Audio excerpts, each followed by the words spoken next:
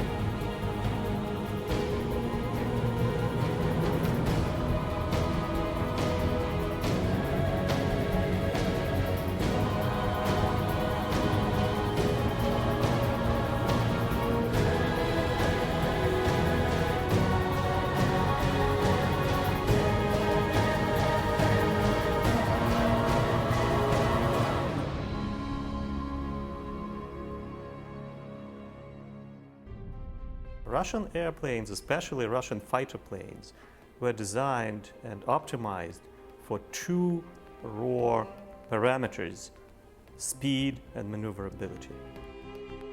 When American airplanes arrived, they possessed more space, better controls, state-of-the-art instrumentation, navigational instruments would make it possible and easy for a pilot with average flying qualifications to master these planes very quickly and fight very successfully.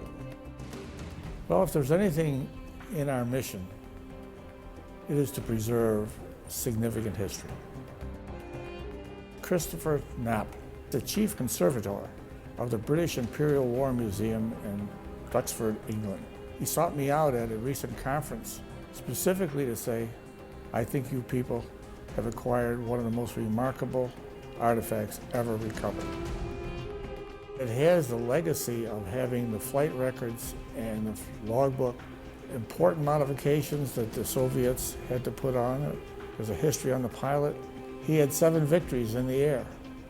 We know his name, and he was given a Hero of the Soviet Union's burial. Having all that knowledge, having its whole genealogy, if you will, and being back here where we got to conserve her and extract the history. Frankly, we have gotten some very serious support already for this.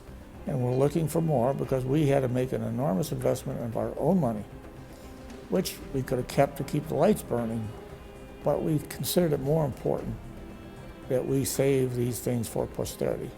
The man who found it, Jim Pierce, the owner and operator of Warbird Finders of Great Britain, who has recovered 50 aircraft. He said to me in England when I visited him, if it were me, I would show it as it landed on the lake, which was a wheels-up landing, and a successful wheels-up landing. It's consistent with conserving the airplane as it is, conserving its history, extracting the data, and showing it as it was at the end of its journey, at least its flying journey. So that's our general notion of what to do with it, with a big emphasis on conservation and extraction of history. I think this is a great celebration of the contribution that people of Western New York made to the war effort. People whose parents and grandparents built this very same plane. They're still in the area. I think this is an incredible opportunity for the people just to reflect on what their relatives, what their loved ones did to win the war.